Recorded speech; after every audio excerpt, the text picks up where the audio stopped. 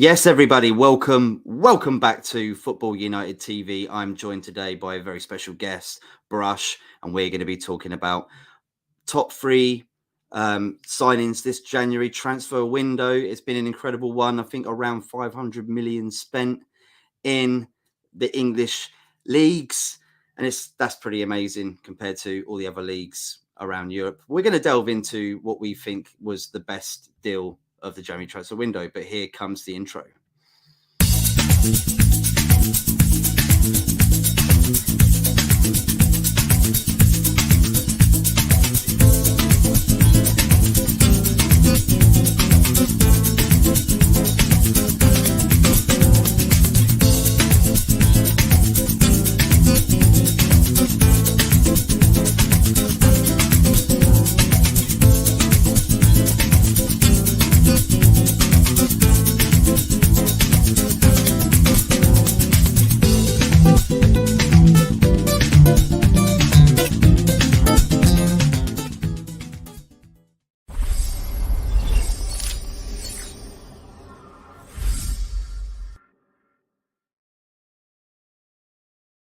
Yes, everybody, welcome back to Football United TV. This is the football politics show where we talk all things off the pitch, and yes, transfers are included into that.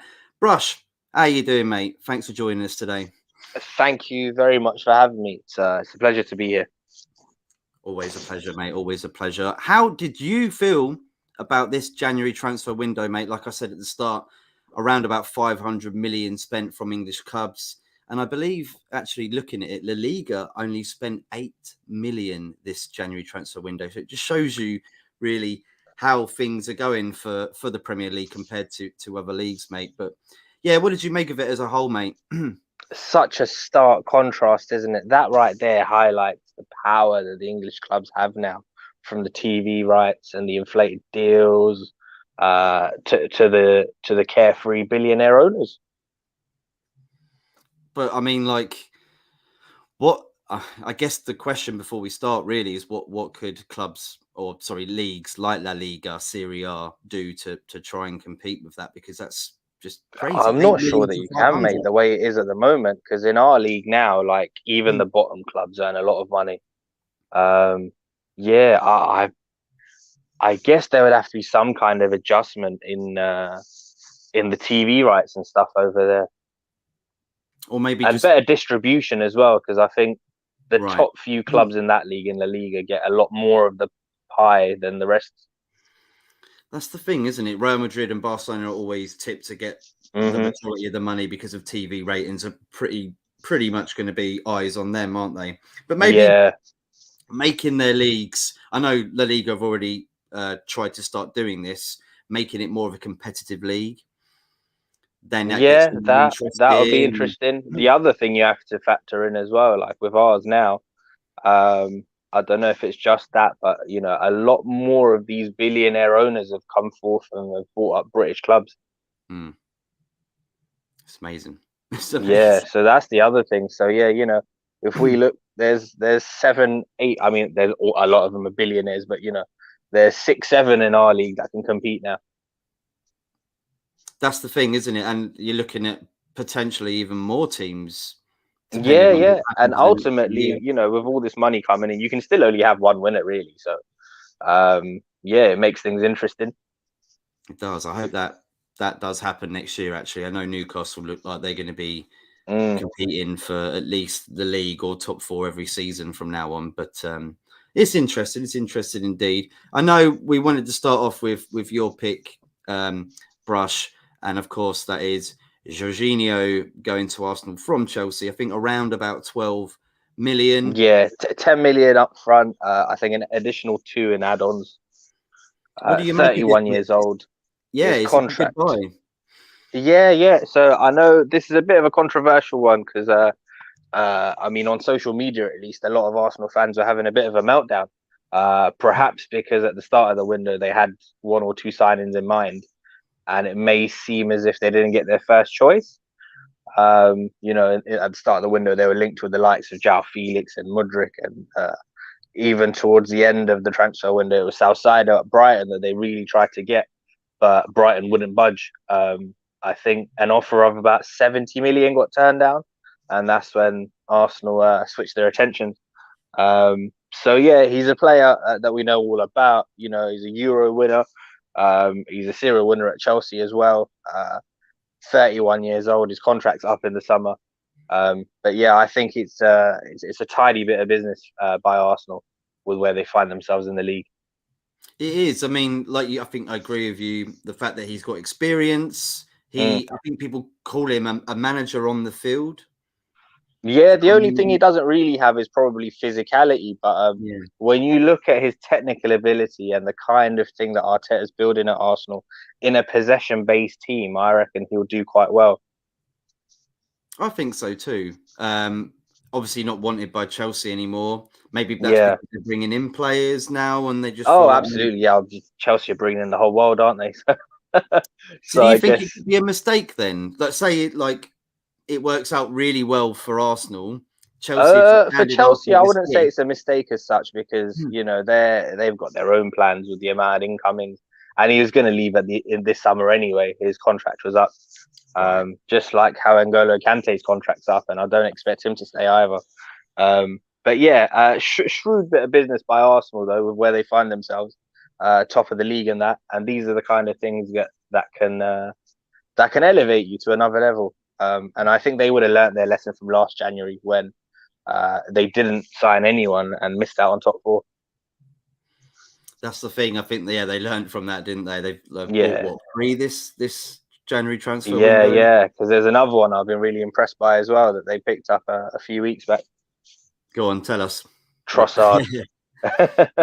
Again, he's another one. I think his contract was up, but I believe Brighton had a 1-year option on him. For 27 million. It's a bit of a steal. He's had a brilliant season, so versatile as well, and just adds a bit of class and depth to this squad. He does. Do you think there's something with him and maybe the new manager at Brighton? That's the reason why they got rid of him, because obviously he's one of their best players. I know Brighton have got a really good academy and literally can just churn them out like no man's business. But it seems to me that maybe there might have been issues between him and the manager, and that's the reason why in the end they were like, we'll get rid of you now. 28 million, not 28 million, 28 years old. I think it was around, was it? Yeah, it was about 27 million, I think it was. Right, same as the age. Yeah, right? So around 27 million. I think he probably wanted to test himself at a higher level as well, didn't he? So, yeah, I think it probably felt right, like the right time to move on. So I think did he come from, was it Ghent in Belgium? Yeah.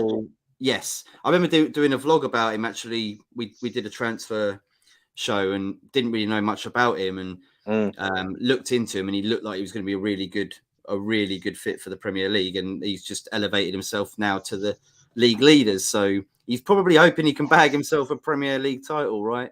Yeah. That's definitely what Arsenal are pushing for now, I think, with the position they find themselves in. The only last hurdle they have now is Man City, who they haven't played yet in the league. They haven't. They've got them twice, haven't they? Yeah. So if they can come away from those fixtures with something, then yeah, I think they'll be very, very excited. It was quite tight between them in the FA Cup. Do you think Arsenal can take anything away from that? The fact that it wasn't literally a battering that Arsenal probably used to get battered by Man City quite a lot, didn't they? And I don't think they played that badly either. And it's only it's a bit difficult to judge when you lose by just the odd goal.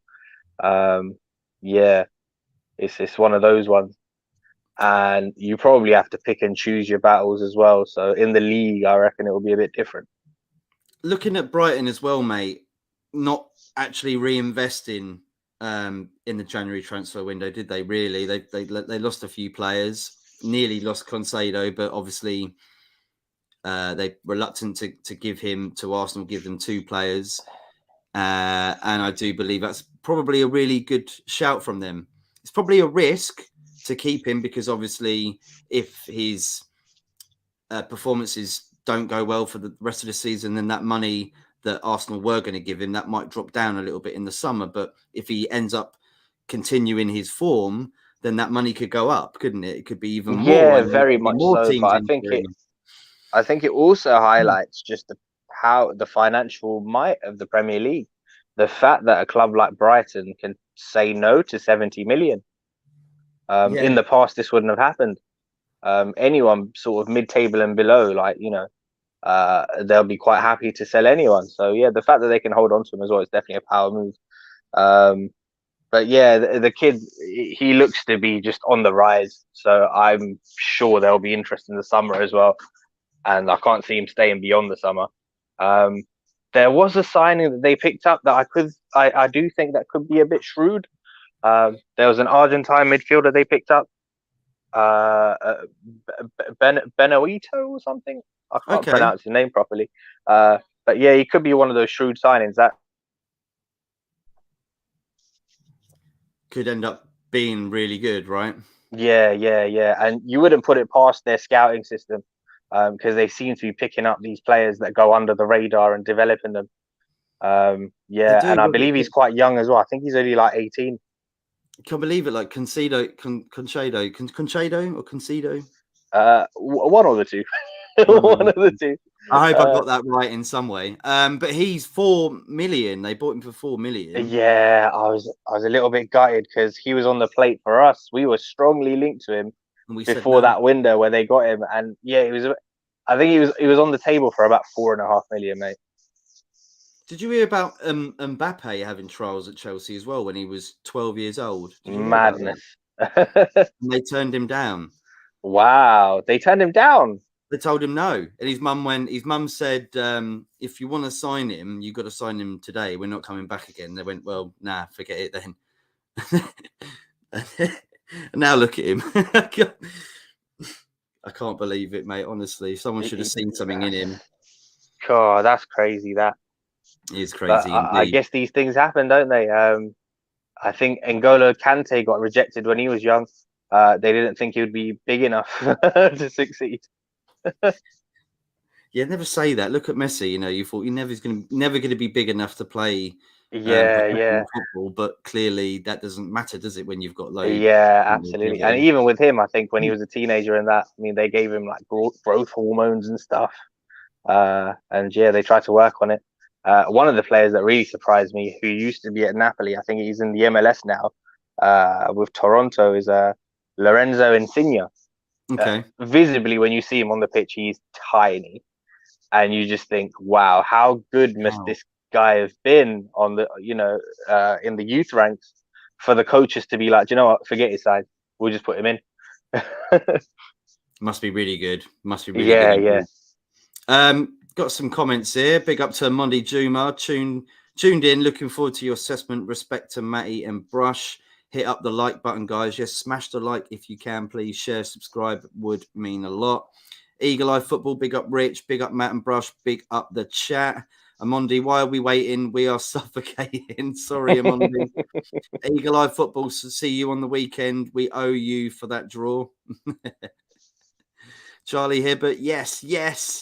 Charlie Hibbert, can you ref this podcast just in case Matty or Brush talk some trash? We always do talk trash, mate, but it's good trash, all right? It's the stuff that you can, when people go around Skips and Morrison's and they pick out some good food that it hasn't gone out of date. Yeah, we talk good trash, mate, good trash. Amondi says, Eagle Eye Football, you happy with your transfer business? Yeah, let us know, Rich. Are you happy with your transfer business? They've got to be. They got 2 midfielders in, haven't they? Yes. Anything that stops Jeffrey Schlupp from starting's got to be a positive. Yeah, wonder what Rich says about that. Yeah, you'll have to get Rich on, actually, because I don't know too much about one of the guys that they signed. There's a midfielder from Stuttgart that came in for about 10 million. I'd love to get his thoughts on him. And then the other one being Sambi Lokonga, which I think potentially could be a bit of shrewd business as well. At Arsenal, I don't think he was quite up to the level, and Palace is probably the right place for him to develop, especially under the tutelage of Vieira.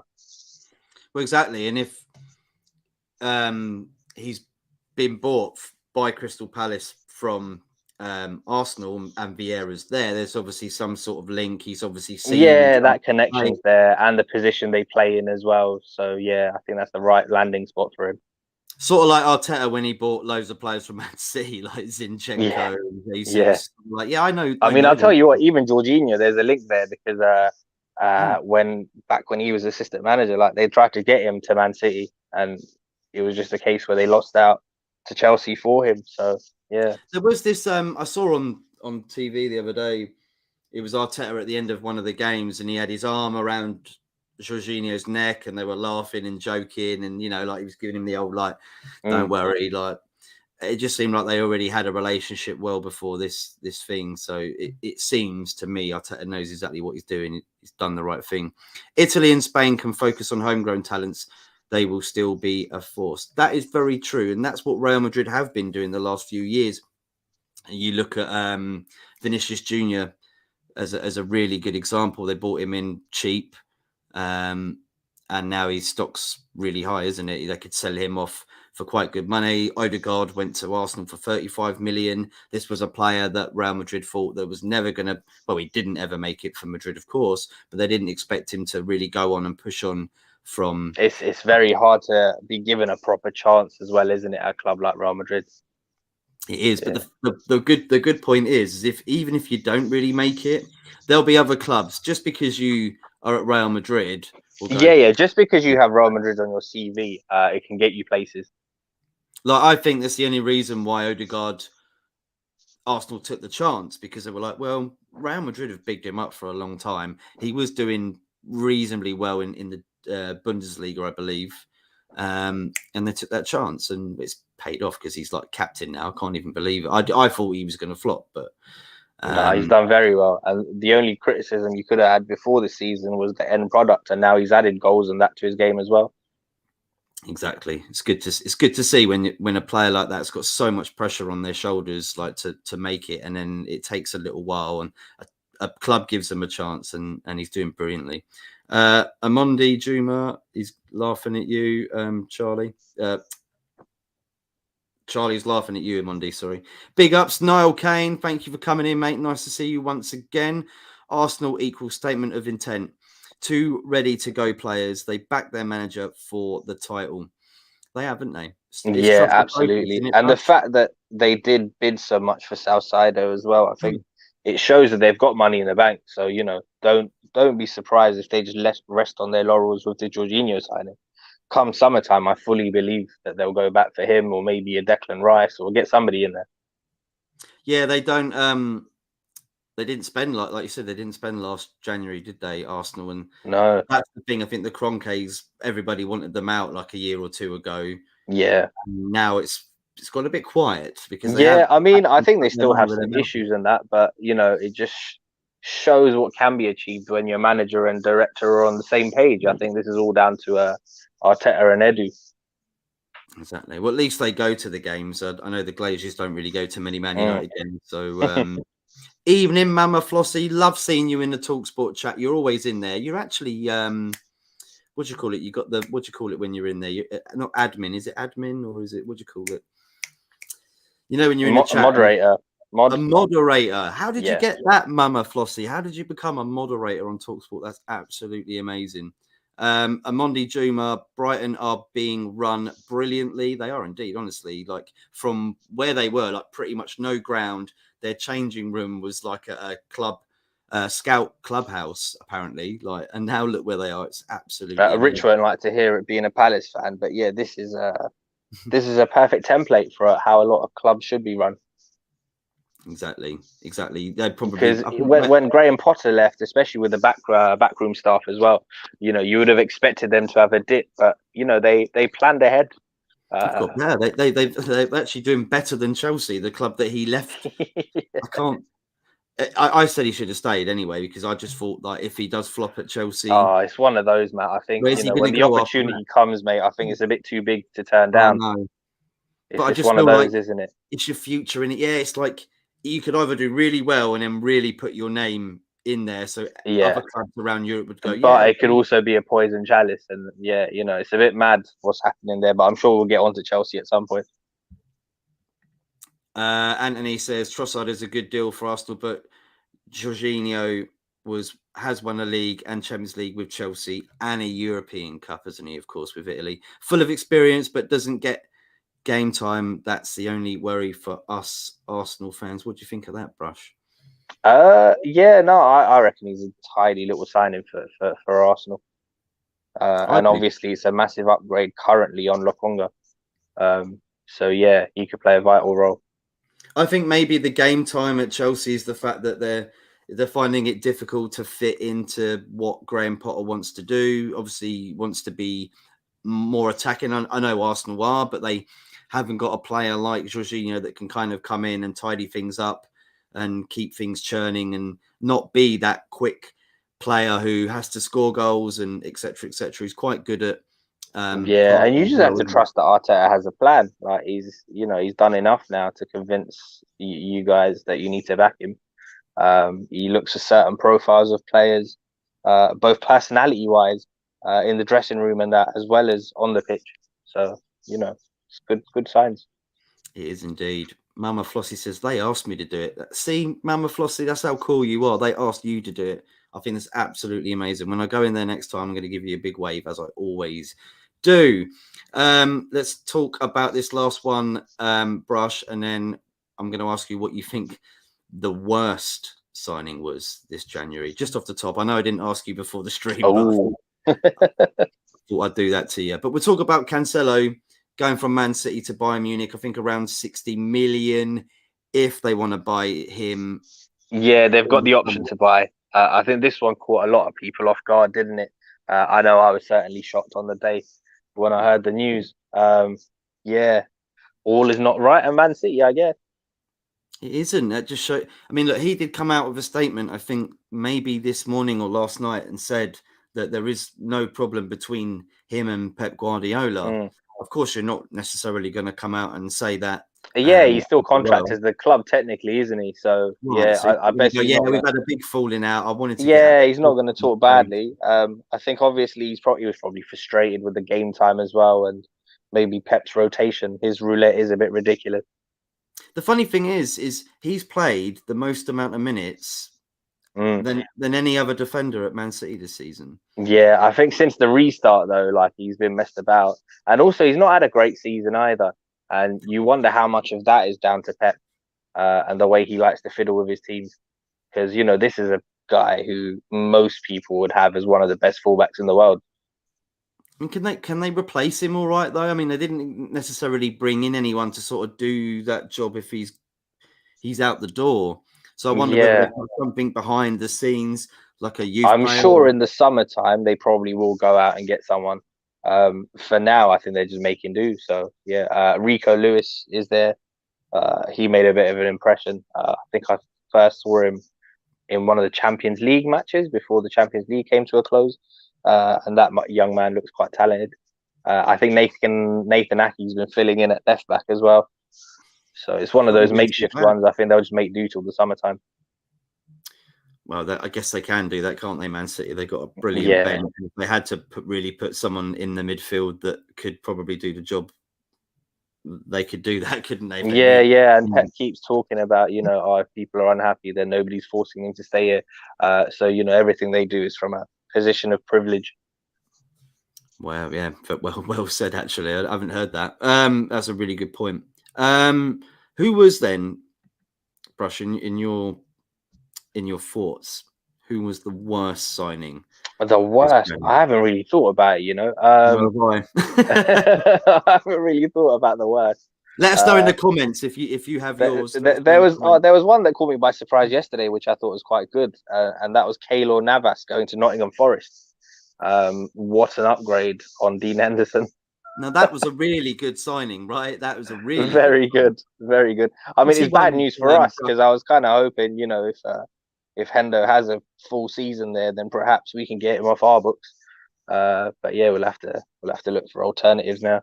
So he's not the backup for Henderson, is he, or is he going to be the backup for Henderson? I'll be very surprised if he's come all this way to sit on the bench at Forest.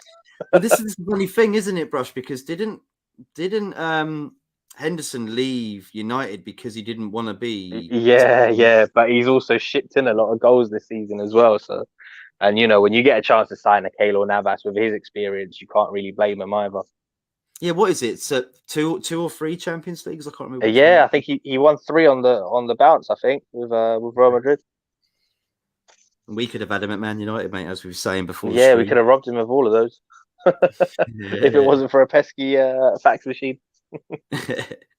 I can't really. Do you know what? Actually, I'm going to say maybe Anthony Gordon was probably the worst buy. I don't think that was a very good buy. That was Um, what 45 million to Newcastle. Yeah, I bit didn't of a like the way it random was one. done as well, Brush. Like the way they Pardon? handled it. The way they handled it. What happened? You're gonna have to enlighten me. Just the fact that he didn't turn up for training and like Oh I feel right, at that okay. Oh, age, was it you one of should. those where you tried to force the move? Yeah, like, but he's academy player. He's been there since he was 11. You should at Yeah. least like turn up for work. I Oh, feel like that absolutely. was I not didn't the know way. that. I didn't know he did all that. I Right? mean, Yeah. that was one of the things I didn't like it in the summer, the way Anthony forced his move to us. Because he was throwing his toys out the pram, and it's never nice to see. I didn't like it when Ronaldo did it when he left us the first time, and I don't like it when we do it to other clubs either. No, I don't. I kind of feel like you should be humble. You're at that club. You're contracted to that club. Because if that deal would have gone crap, Yeah, what would have Everton been like? Well, you're here now, like, and yeah, you pretty exactly. much insulted Yeah, the no, I didn't club. think about Gordon. I mean, I know he's young, he's got potential, but yeah, I don't know. I don't really see it in him either, to be honest. 45 million as well, big outlay. But then again, Eddie Howe has done a brilliant job. So Well, that's what if I'm any, saying. yeah. It could be, couldn't it? It could be a good deal. He could get the It could best be, out of yeah, him. it could be a good one that because I mean I've been shocked by what he's managed to do with Dan Burn. Yeah, literally. He's So been great. yeah, so who knows? I think yeah, maybe Eddie sees something that we haven't seen yet. Anthony says Cancelo, this was a shock out of the blue, but decent fullback. But 62 million has been offered after his loan, as indeed. Big up, gentlemen, from Solo. Big up, mate. Looking forward to seeing you again on the 27th of February if we beat Forest tonight. Anthony Herbert, Chris Wood to Forest was the worst. What do you think of that, Brush? Was that a loan signing or was that permanent? Do you know what? I don't know. I'm going to say it's permanent only because Yeah, Forest have brought in 28 players, haven't they, since so many new faces at Nottingham Forest. 28 new players this season. Jeez. But it's a bit of a random one, Chris Wood. Danny Ings, I don't know how West Ham buyed with 15 million for him. I know he has been an effective goal scorer in the past, but how old is he now? He's getting on a bit. Danny Ings, yeah, I mean, he shouldn't be really, but he has been around for quite some time, obviously at Liverpool, Southampton. He's got, if I'm going to guess, I'm going to say 28. 28 Oh, I maybe. thought he was into his 30s. I Wow. might have to Google that. Give it a go. Mama Flossie says, I'm out, guys. Catch you later. Thank you, Mama, for tuning in. Smash a like, share, subscribe. We are going to be finished up in a moment's time. Big up to Rich Sports. Hi, people.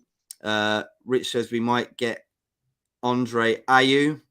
I heard Andre Ayew's on a plane earlier today, and apparently there's 2 Premier League clubs that he's visiting, but they kept the identity of those It's clubs. because he's out of contract, so it doesn't matter about the timings of. Yeah, that's what it is. It's because he's a free agent. Yeah, I wouldn't be surprised if he reunites with his brother at Palace, or maybe he heads to Everton. Well, his brother was going to go, wasn't he, to Everton, or was that? Everton, Was it we have to Andrew? touch on Everton. Everton haven't done any business, have they? They've had no incomings. We're going through Ayew. I can't remember if it was Andre or not. I think it might have been Andre because it was the same similar situation, and apparently they reckon they can still get him in. But Rich is saying Palace. I'd probably choose Palace over Everton right now, to be honest. Yeah. Rich says hi, Eagle, and big up Rich Sports. Yeah. What do you think, mate? The one signing you don't think would probably work out well. Do you have anything on your mind at all? Yeah, probably. I think Danny Ings. I think on paper, yeah, he's a Premier League goal scorer and that, and he's got a proven track record. But 15 million, and I'm pretty sure he must be at least 32. I reckon. Where's he gone to again? West Ham. He went from Aston Villa to West Ham. Why he can't be that great if Aston Villa are like we're fine with this. Yeah. What? Yeah, and then at West Ham as well, like the only person David Moyes really trusts is Mikel Antonio. So where does Ings fit in? It is, isn't it? That's pretty much it. It was just going to be a pretty quick show, ladies and gentlemen, just to run through who we thought were the best transfers of January. I think the one thing we haven't touched on, Matt, is probably the crazy spending at Chelsea, because they've had so many players. Yeah, you could do a whole transfer window episode just on them, with the amount of arrivals. We could do a whole one on Chelsea. The amount of yeah. So obviously there are one or two signings from them that caught my attention. I couldn't possibly put them in my top 3 or anything just because of the outlay, because they've paid out crazy money. But there are one or two I'm excited to see. Mudryk is one that comes with a lot of hype, and from what little we've seen, he looks exciting as well. From Shakhtar Donetsk, right? Yeah, 88 million.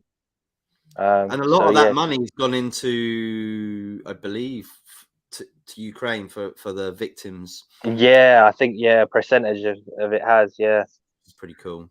So that one's an interesting one. I mean, yesterday they broke the British transfer record for Enzo Fernandez, a guy who just 7-8 months ago went for like 10 to 15 million. So that in itself is madness.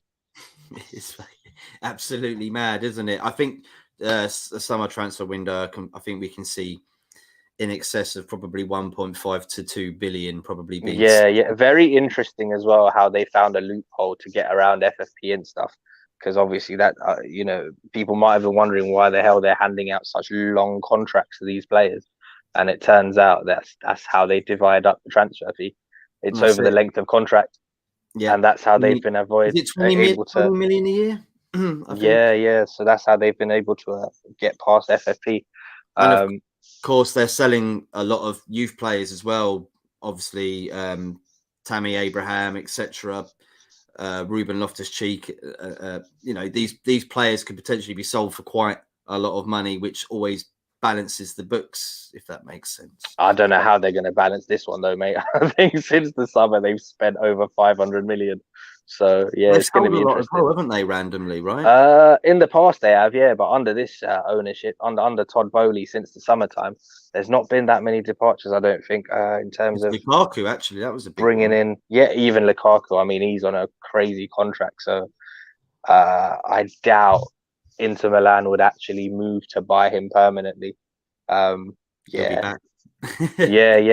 one of those ones where either he'll be back or you're just going to have to loan him till the end of his contract. It's a crazy January transfer window, ladies and gentlemen. It's all over now, though. We can get back to just checking out results, and that's where I like to be. I like it to end. And then what did you think of our business? Crap. I thought it was crap. But I do like Sabitzer from Bayern Munich. I do. Yeah, as far as last minute deals goes, I'm quite happy with that one. The only thing I think that annoyed me was the fact that it does go to show that when these guys pull their finger out and they want to actually do something, they can.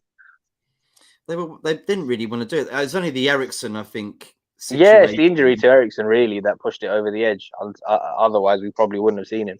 They should have never been waiting to find the results of that. They should have just gone and done that anyway, because it's not as if Eriksen was going to last like two or so months more, or 3 months. Sorry, he's out, isn't he? Yeah. Pretty much till the end of April, sometime in May is what they're guessing. And we said this as well with Eriksen when he came in the summertime. Like, you have to manage his minutes. You do, and that's the thing. He's had a horrific injury, but he had a horrific situation, didn't he? Absolutely. Look after him at his age as well, and just listen, it's amazing that he's still with us. Honestly, he is brilliant indeed. That's it, ladies and gentlemen. We're going to finish up right there. We will be back tomorrow, hopefully, for United Across the Globe. We're going to talking about the Carabao Cup final. If we do, I'm pretty sure we will get through tonight. We're not going to lose 4-0, are we, to Nottingham Forest at home? Well, you never know. Strange things have happened. But Brush, where can we find you, mate? Thank you so much for joining. You can find me on Twitter at Brushy87, all capitals. Aside from that, you'll just find me here and there in the community, either in chats or on the occasional streams. There you go. And you can find us here, Football United TV, Instagram, Twitter. Smash the like if you're watching right now. Subscribe, share if you can. And we will see you again very soon. Until then, have a pleasant rest of your Wednesday. Bye-bye.